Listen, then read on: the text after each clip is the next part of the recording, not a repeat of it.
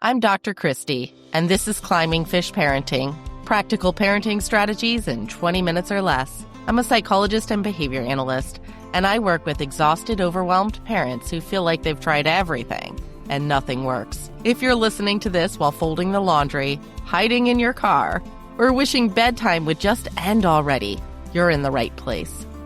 Today, I want to talk to the parent who suspects something. Maybe you've wondered if your kid is neurodivergent and decided you'd rather not have them evaluated. You're not interested in labels or the stigma that comes with them. Maybe you're scared about what it would mean for their future. Or maybe you didn't get diagnosed as a kid and you turned out just fine. So why go looking? By the end of this episode, you're going to understand what knowing actually gives your kid and why it's almost never the thing you're afraid of. Ready to transform your parenting journey? Let's dive in. Today, I want to talk to the parent who suspects something. Maybe you've wondered if your kid is neurodivergent and decided you'd rather not have them evaluated. You're not interested in labels or the stigma that comes with them. Maybe you're scared about what it would mean for their future. Or maybe you didn't get diagnosed as a kid and you turned out just fine. So why go looking? By the end of this episode, you're going to understand what knowing actually gives your kid and why it's almost never the thing you're afraid of. Today, I want to talk to the parent who suspects something. Maybe you've wondered if your kid is neurodivergent and decided you'd rather not have them evaluated. You're not interested in labels or the stigma that comes with them. Maybe you're scared about what it would mean for their future. Or maybe you didn't get diagnosed as a kid and you turned out just fine. So why go looking? By the end of this episode, you're going to understand what knowing actually gives your kid and why it's almost never the thing you're afraid of. There's a parent I talk to all the time, maybe it's you, who has a quiet suspicion about their kid. Something doesn't quite add up. And instead of pursuing it, they've decided not to look. Not out of laziness and not out of denial, mostly out of fear. Because a diagnosis feels scary or final or like it might change everything. So today is for that parent. And I want to start with the fear itself because it deserves a little room. That fear is real.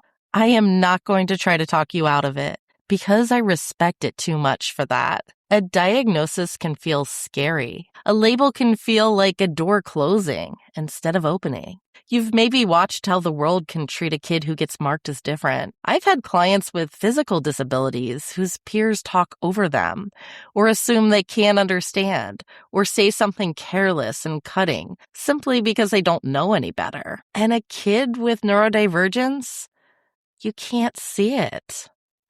People are often unkind to what they don't understand. So if part of you flinches at the idea of a label going on your child's file, I get it. That's not you being difficult. That's you being a parent. And there's a deeper fear underneath that one. And I want to name it because I felt it myself. It's the fear that knowing will change their whole life. That suffocating sense that if I just don't find out, I don't have to grieve the loss of the chance at normal. I don't have to watch their future rearrange itself in front of me. But here's what I've come to understand. If we don't know, we don't have to grieve. That part is true.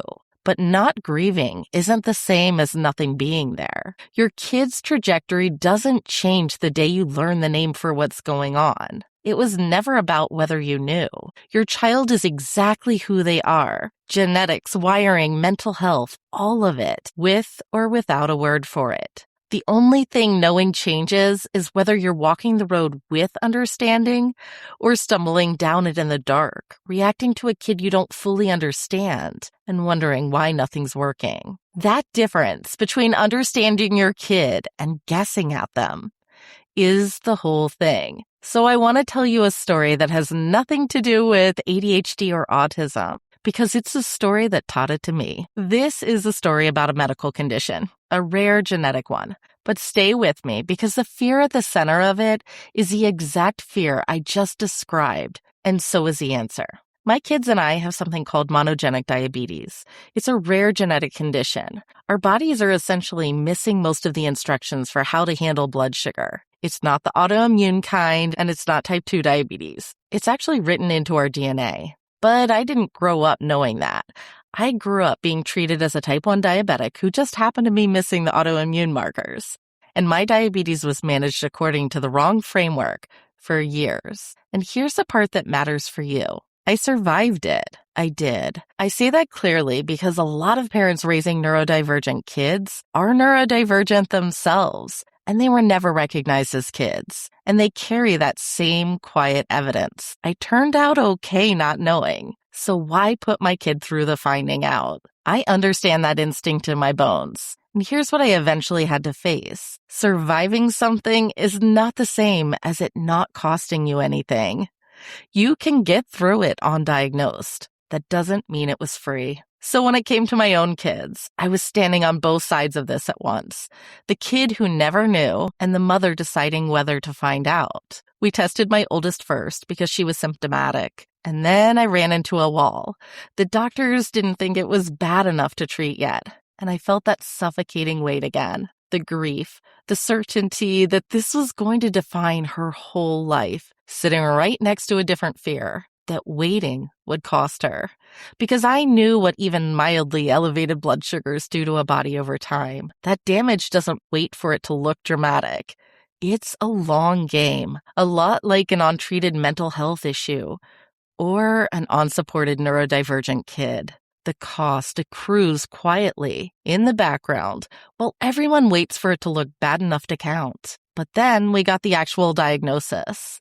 And it unlocked the right people. The leading expert in our country consulted with our local pediatric endocrinologist, and my daughter finally started treatment that I genuinely believe has protected her body from long-term harm. A few months in, she told me her head felt clearer. That's not even the first thing you'd expect to notice with blood sugar, but it's the moment I remember because it was the first time that I exhaled. The knowing didn't take something from her. It gave her back something she'd been quietly losing. Each of my children had a 50% chance of inheriting it. So once we knew my oldest and I carried it, they offered to test my youngest. She had no symptoms.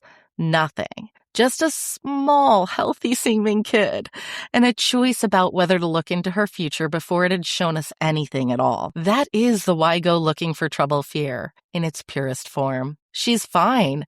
Why would I go searching for something that might never come? But here's what knowing gave her. Her doctor started her on treatment at a much, much earlier stage than my oldest. Earlier than me by a lifetime. There's research suggesting a certain approach early can help the body's own system keep working longer. And she's now past the age where my oldest started to struggle, and she's still doing well. Now, it might not last forever, but it's working. And I got to see it working because we knew in time to try.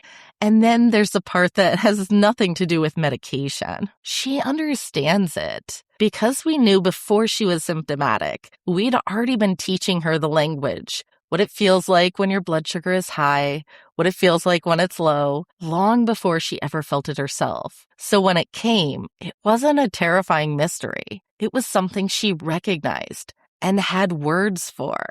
It felt less scary because she was never ambushed by it. We talk as a family about food, about how things make our bodies feel, about how to move through the healthcare system without shame.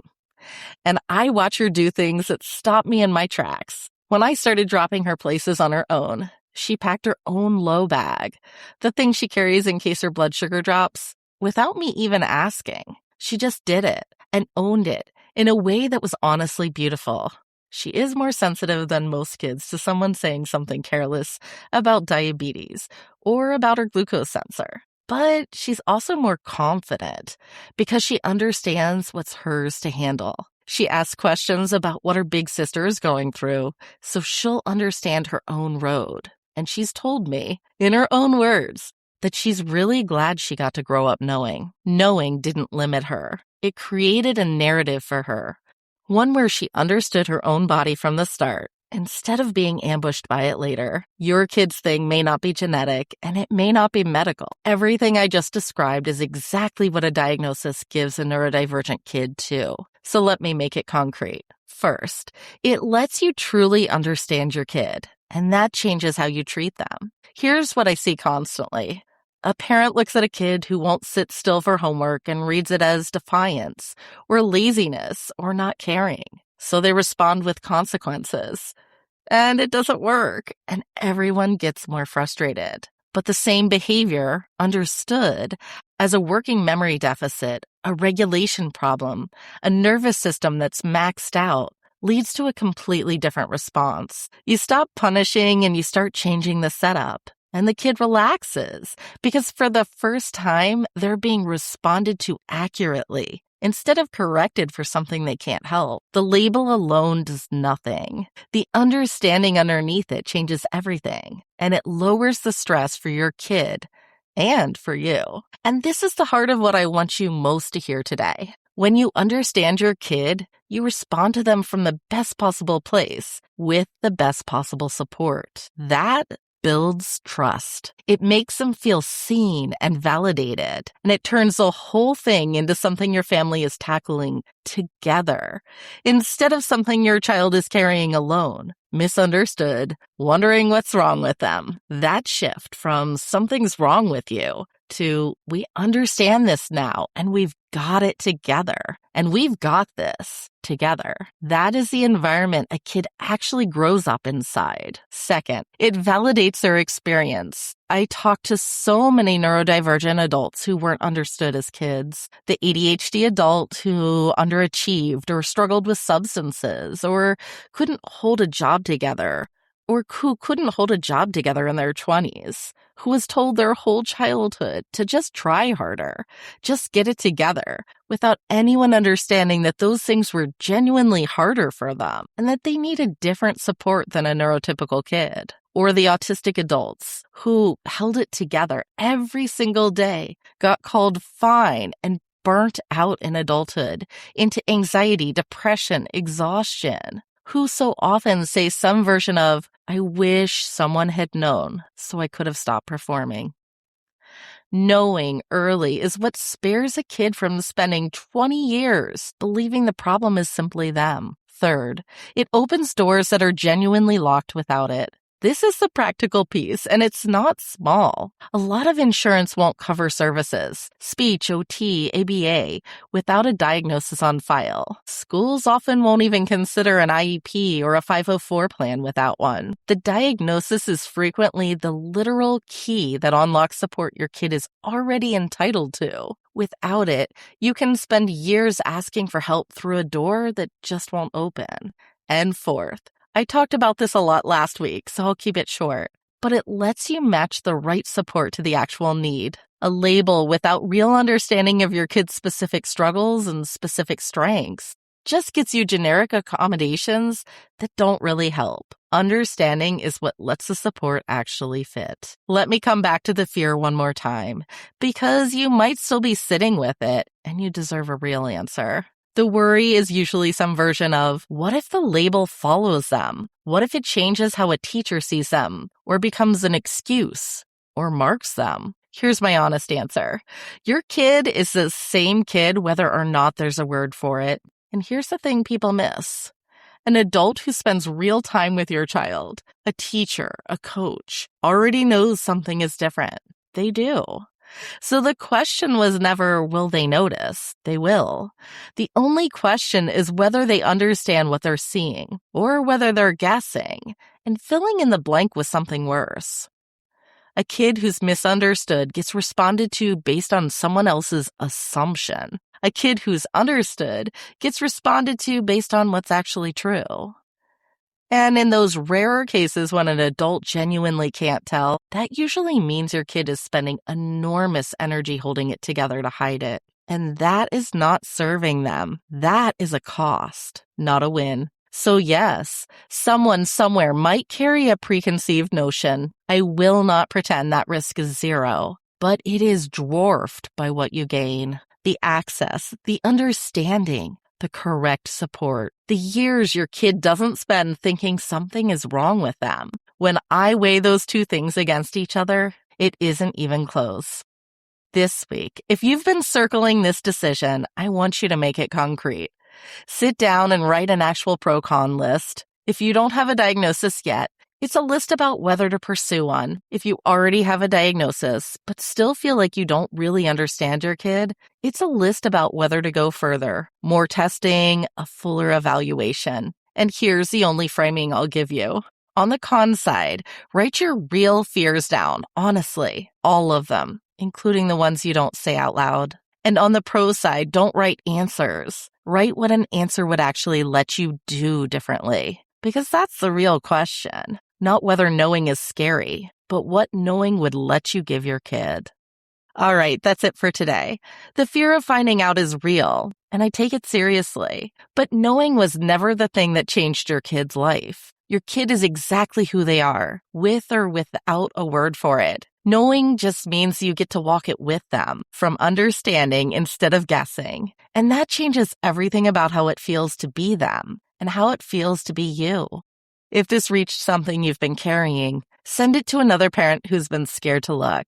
They might need to hear it from someone who's stood where they're standing.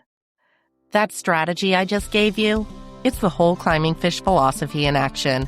There's a quote, "Everybody's a genius. But if you judge a fish by its ability to climb a tree, it will live its whole life believing it's stupid." Your kid isn't broken. Your parenting isn't broken. Sometimes we're just asking our fish to climb trees. That's what we fix here. I'm Dr. Christy, and I'll see you next week.